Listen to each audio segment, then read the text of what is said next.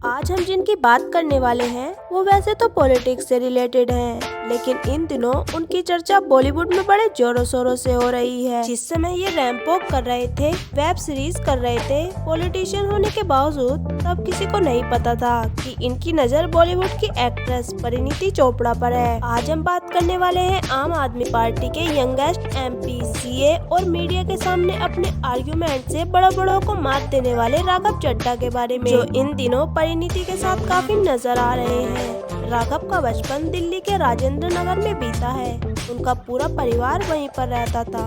इनके परिवार में मॉम, डैड और एक सिस्टर है। इनके पिता का बिजनेस है, मॉम हाउसवाइफ है और बहन सीए है। राघव चड्ढा की स्कूलिंग मॉडर्न स्कूल बाराखंबा से हुई। उसके बाद दिल्ली यूनिवर्सिटी से उन्होंने ग्रेजुएशन कंप्लीट की। साथ ही साथ उन्होंने सीए किया। सीए करने के बाद उन्होंने आगे की पढ़ाई की और उसके बाद वो इंडिया वापस आ गए। राघव एज ए सीए अपने करियर की शुरुआत कर रहे थे। उसी टाइम उनकी मुलाकात अरविंद केजरीवाल से हुई। तब तक अरविंद केजरीवाल सीएम नहीं बने थे। वो एक स्ट्रगल पॉलिटिशियन थे। वो अन्ना हजारे के साथ आवाज उठा रहे थे।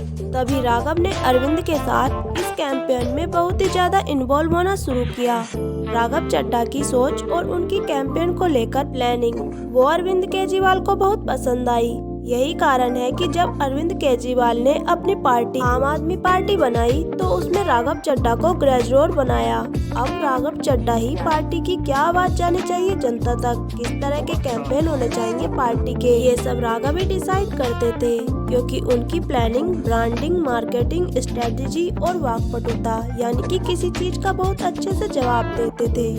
यही कारण था कि पार्टी की जिम्मेदारी अरविंद केजरीवाल ने राघव को दे दी थी और वो आम आदमी पार्टी का एक जाना माना चेहरा बन गए थे। सभी इन्हें देखकर दंग थे कि इतना यंग बंदा इतनी लॉजिकल बातें कैसे कर लेता है और कैसे ये एक पॉलिटिक्स पार्टी की इतनी अहम सीट पर है। 2018 में राघव को लेकर कंट्रोवर्सी तब हो गई थी जब आम आदमी पार्टी के deputy chief minister Manish Sisodia के एडवर्टाइजर के रूप में राघव चड्ढा को अपॉइंट किया गया था और इसके 75 दिन बाद राजनाथ सिंह ने इस पोस्ट से राघव चड्ढा को हटा दिया था। इस इंसिडेंट के बाद राघव ने कहा तो कुछ नहीं, लेकिन 75 दिन काम करने के बाद उन्हें जो सैलरी मिली वो सैलरी उन्होंने राजनाथ सिंह को लौटा दी थी। वो सैलरी थी 2.5 रुपए, क्योंकि वो सैलरी वो 1 रुपए पर मंथ पर काम कर रहे थे। इस इंसिडेंट ने राघव चड्ढा को इतना चमका दिया था कि 2019 में साउथ दिल्ली की तरफ से उन्हें लोकसभा कैंडिडेट के रूप में उतारा गया आम आदमी पार्टी की तरफ से। हालांकि वो हार गए, पर आम आदमी पार्टी को राघव पर पूरा भरोसा था। पार्टी ने उन्हें अगली बार फिर से इलेक्शन लड़वाए और वो इस बार जीत गए और बन गए यंगेस्ट एमपी। इसके बाद आम आदमी पार्टी ने राघव चड्ढा पर बड़ी जिम्मेदारी डालनी शुरू की।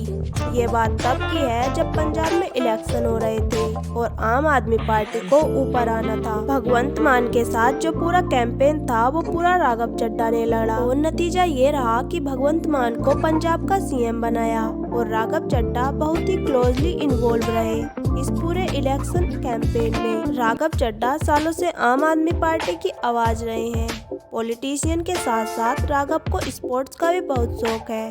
वो क्रिकेट के बहुत शौकीन हैं और स्टेट लेवल बैडमिंटन प्लेयर भी रह चुके हैं। इसके अलावा वे मॉडलिंग भी करते हैं। वे वेब सीरीज राजमा चावल में भी गेस्ट अपीयरेंस दे चुके हैं। जब भी राघव से इंटरव्यू में उनकी शादी के बारे में पूछा गया था तो उनका कहना था कि शादी के लिए मेरे पास टाइम नहीं है, क्योंकि मैं बहुत बिजी हूँ। मेरी जिंदगी में एक ही लड़की है और वो है मेरी माँ, जो मेरे स्ट्रगल को बहुत अच्छी तरीके से समझ सकती है। ये इंटरव्यू राघव चड्ढा ने कुछ साल पहले दिया था, लेकिन अब राघव चड्ढा बहुत बदल चुके हैं। इन दिनों राघव चड्ढा कई बार परिणीति चोपड़ा के साथ नजर आ चुके हैं। कभी वे परिणीति के साथ मुंबई में नजर आते हैं तो कभी परिणीति उनसे मिलने दिल्ली चली जाती हैं। सुनने में आया है कि राघव चड्ढा और परिणीति के पेरेंट्स ने आपस में बात कर ली है और जल्द ही एक रोके की डेट पक्की की जाएगी और राघव चड्ढा और परिणीति चोपड़ा की सगाई होगी। हालांकि राघव और परिणीति इन सब पर अभी चुप्पी साधे हैं, लेकिन उनके फ्रेंड्स उन्हें बधाइयाँ दे रहे हैं।